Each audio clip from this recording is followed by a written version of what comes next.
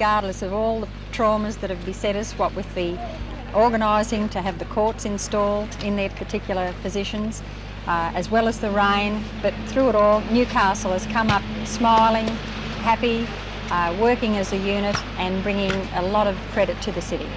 Well, you started in the wet and finished in the wet, so it was fair to all concerned, I suppose. It was indeed, yes. The 3-day marathon of mud, sweat and tears and rain to top it all off, yes. These courts that came under great fire and controversy were necessary in this weather?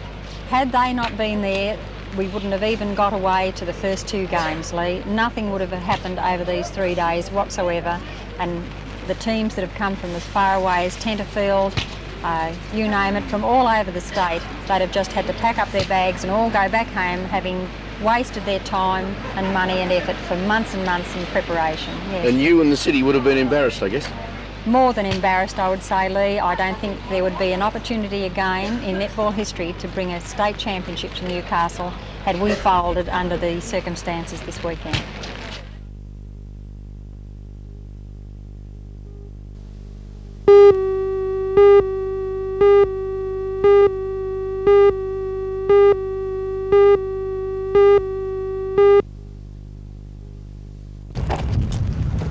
Cadets from as far away as Coffs Harbour, Tamworth and Lismore have joined the Air Force for a week. But since their arrival at Williamtown, they've had hardly a moment to relax. One thing they have learnt about service life is the gruelling routine of such things as drill work on the cold and windy tarmac. The cadets range in age from 13 to 20. All have been equipped with RAAF overalls, whatever the size. Unlike the services, there's no restriction on height in the Air Training Corps, but this young man certainly stands tall as far as his instructors are concerned. During their week on the base, the cadets will not only undergo this type of training, they will also receive work experience in almost all sections of the base. Officials see the course as a very worthy introduction to service life. They're learning what service life is about for those that particularly want to make a career of the service. And this is where it starts for them. By far the most exciting part of the visit to Williamtown will be a chance to fly some of the aircraft. The first opportunity has gone to a girl. Susan Hode of Tamworth climbed confidently into an aircraft today, and there were plenty of ground crew on hand to help Susan prepare for the experience of her life. The young cadet would like to be in the pilot seat one day, although that's not within reach at the moment. Still, as the first cadet to be taken on such a mission, Susan was content to sit in the co-pilot seat today. And no doubt, she has plenty to talk about in the cadets' quarters tonight.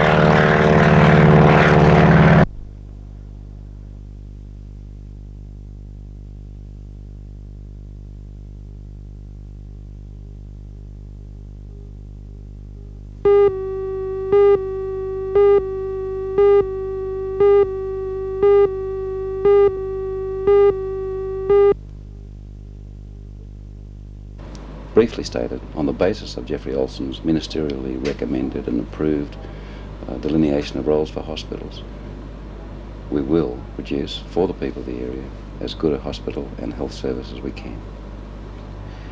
Is more money needed for health services here? There already has been applications along that regard. They are being considered. There appears to be quite good cases for not so much overall increases, but better economies in some areas, including increasing funding in certain areas. Broadly speaking, you will be following the recommendations of the Olsen report, and we won't expect any radical changes in the direction of healthcare in this area? Well, the Olsen report in itself is a radical change from what we had before. I foresee no major changes from that which has already been approved by the Minister, and that will be in itself a major change.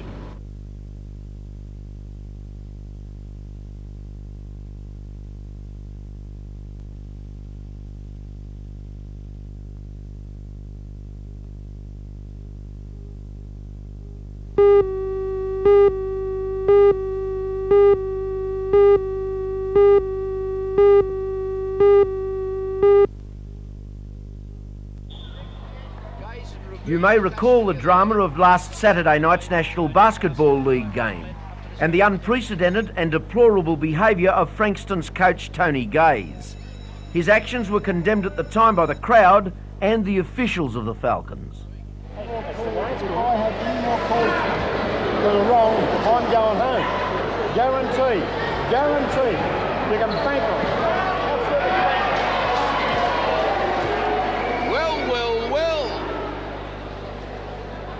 That's not Marcus of Queensbury, I'll give you the tip. If I have any more bad calls from you, I'm going home. He'll take his ball and go home, but it's the Newcastle ball, so hopefully he'll stay. Takes the drive. Rash. He's got the charge. I think he'll get the two. He's calling them to the shed. He's calling the Saba Bears off. In the gutter. That's as low as you can go, my boy. They've walked off. He came back after consultation, obviously though quite arrogant and unconcerned at having embarrassed his own players. It's a pity the NBL have fined the club for the actions of one man. He also placed unfair pressure on the referees. Theirs is the hardest job in it without having extra responsibility thrown onto them by coaches who act like petulant schoolboys.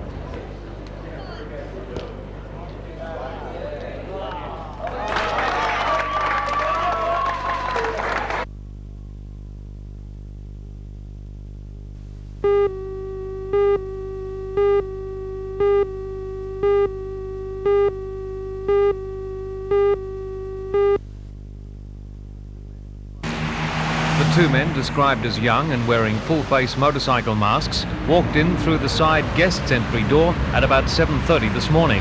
Some guests were having breakfast in the small dining room. The publican, John Toohill, describes what happened. Two men came in through that door and asked some people who were in having breakfast, could they open the rest of the hotel because that's completely secured.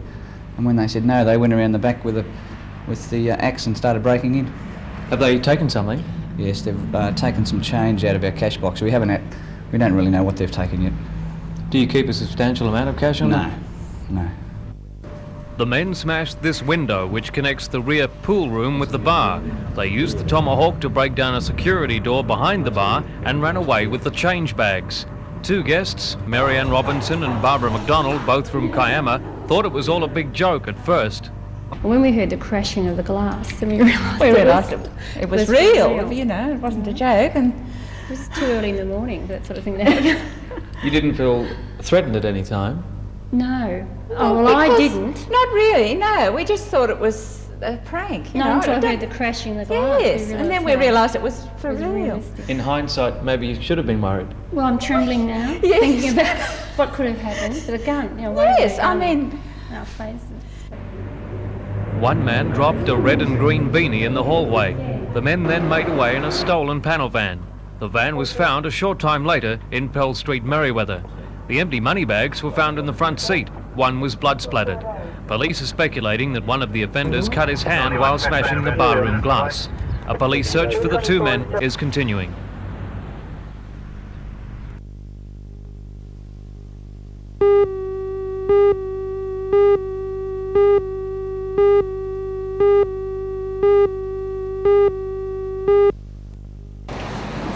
The person killed was a man, the driver of this 1976 Chrysler Galant station wagon. He was killed instantly when crushed by the steering wheel and the dashboard. His name has not yet been released. Witnesses say the vehicle crossed to the wrong side of the road just north of the Lemon Tree Passage turnoff. It then careered straight into the tree without any apparent attempt to reduce speed. The two most seriously injured, a girl aged about 8 and another about 17, were taken to the Royal Newcastle Hospital by helicopter. Both have serious head and internal injuries and were being x-rayed a short while ago. Two boys, aged 13 and 14, are in a serious condition at the Mater Hospital at Waratah. The vehicle involved had been travelling towards Newcastle at about 2:30 when the accident occurred. A woman motorist travelling in the opposite direction at the time said the station wagon crossed to the incorrect side and she had to swerve to the right to avoid colliding with it. She said the vehicle was travelling at only moderate speed and she could give police investigating the tragedy no apparent reason for the crash.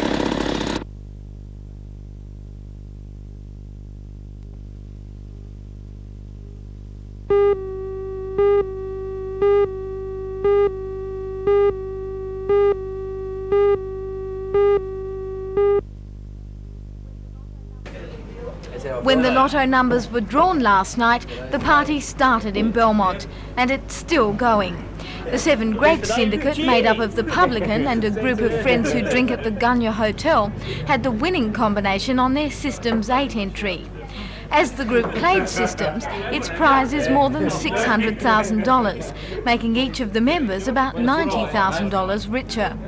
The Seven Greats have been playing Lotto for more than 9 months with the same numbers. This time they decided to enter an extra game with different numbers, and it was that game that sparked today's celebrations.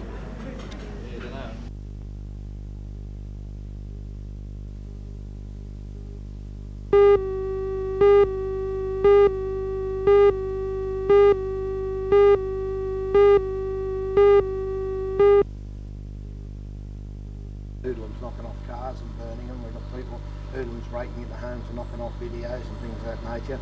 Our armed hold-up is very minimal and our arrest is very high, our rate in those situations. We're not opposed to the concept of the regional crime squad, but we do believe that we could be better served by putting these men into uniform throughout the district and preventing crime rather than have to have specialists come in and detect the situation. But what can be wrong with having more men around?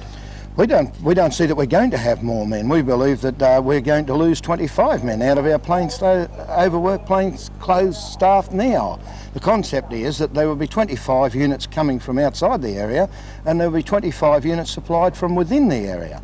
Now to do that will mean that there will probably be detective stations that will not only be taken down in their staffing but could possibly even close down because of this requirement. And we find that they're an overworked group of people now that are doing the best they can with what they've got. Staffing's their problem. To take 25 units out of there, we feel it's just not on. Are you opposed to the concept of having detectives too and not men on the beat? No, we're not so much opposed to that, but what our views are, we feel we should be seen on the street.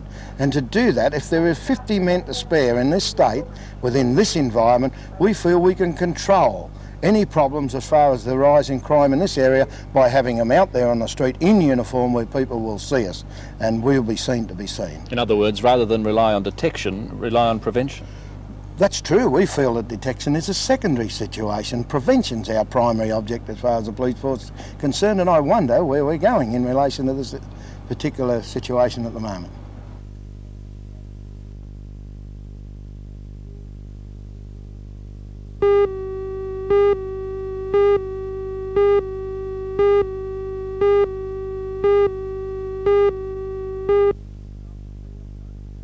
With Newcastle setting up its own cancer treatment unit at the Mater Hospital, the city has a close link with these two teams of student runners from Armidale University who arrived this evening from Gosford. They are 2 of 6 teams set out from Adelaide, Hobart and Melbourne at the end of last month, hoping to raise $250,000 for the Australian Cancer Society. The Run for Your Life teams were met and welcomed by the acting Lord Mayor Alderman Geddes at Newcastle Post Office shortly after 5 p.m. They've already raised about $130,000. The teams of about 20 runners each will part company tomorrow, one heading for Taree, the other for Singleton.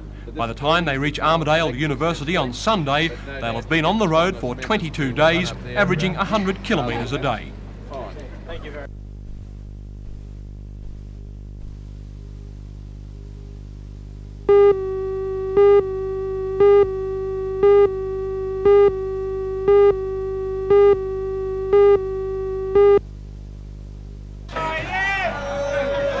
video draw poker machines started appearing in hotels 2 years ago, but legally they were for amusement only. A number of hotels were investigated by the gaming squad.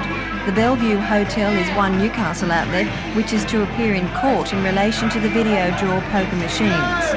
The situation will change now that the government has legalised the machines, which must be programmed to pay out about 85% of the cash paid in.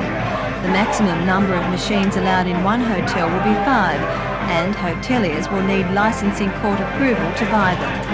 Prizes will be limited to packaged liquor with an upper limit of $100. A representative of the Newcastle branch of the AHA, Mr Don Graham, says it's good news for hoteliers.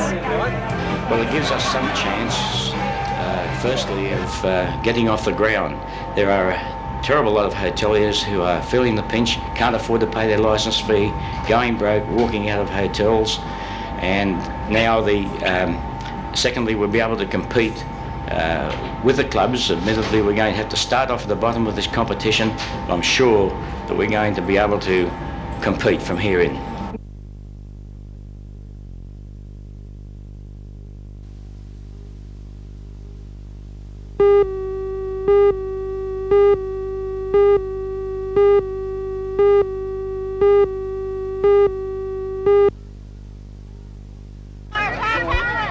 North Juniors may one day call this their home ground, but last night saw another round in the 3-district Knockout Cup competition matches at Raymond Terrace. The North Leagues club has been interested in relocating from Wickham to Raymond Terrace because of falling player intake, but it may be the juniors who establish themselves here first. The junior side is in desperate need of a boost. At the moment, North does not have under 7 to 12-year-olds. It's hoped that a move further north into a growth area can rectify that problem.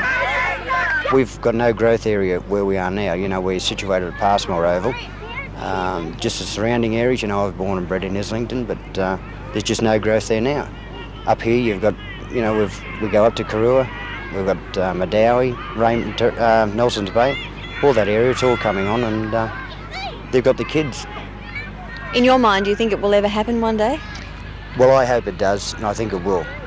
So we've just got to keep trying, and this is our first show of colours, and I think the crowd's here, and it should work all right.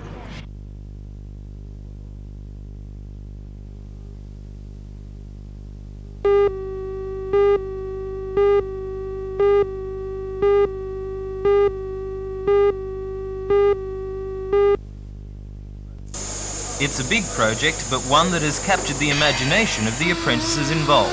65 boiler making and fitting and turning apprentices who were laid off before their time have been taken on by the Hunter Valley Training Company.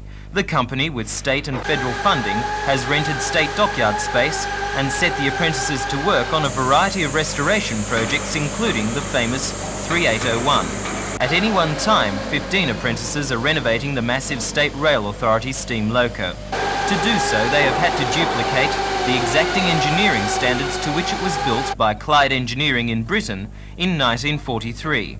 3801 is the first of 5 to be built to an Australian design, and in its heyday was probably the fastest locomotive in Australia.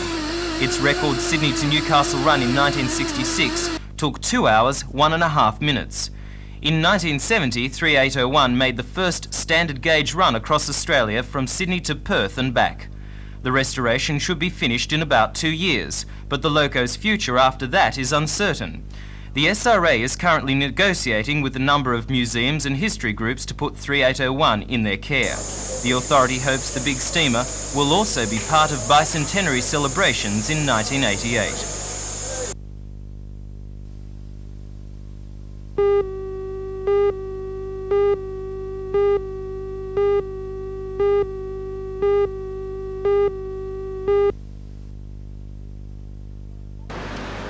The 4.5% rise for the average resident is the lowest for a number of years, according to the board, and points to the success of a number of initiatives introduced 2 years ago. Water consumption has been reduced and efficiency within the board have helped achieve the result. President of the board, Dr. John Patterson. We've achieved almost exactly what we set out to achieve. There's been a very major reduction in water consumption. At the same time, we've reduced the board's operating costs, and the two the combined effect of those two things is that this year rates and charges in total will be going up by much less than the inflation rate. We expect the average consumer will be paying about 4.5% more in dollar terms than last year, which is less in real terms than last year. For industry and commerce, rates will increase on an average by 5%, and water usage charges will rise by 9% on a sliding scale. We've made some changes to the industrial commercial structure this year, which we did foreshadow last year, but we're gradually phasing out rates for the industrial commercial users, and also we've put a tapering factor into the volume charge so that the very big users get their water for slightly less, which reflects the fact that there are some economies of scale for us in supplying one big user rather than 100 small ones.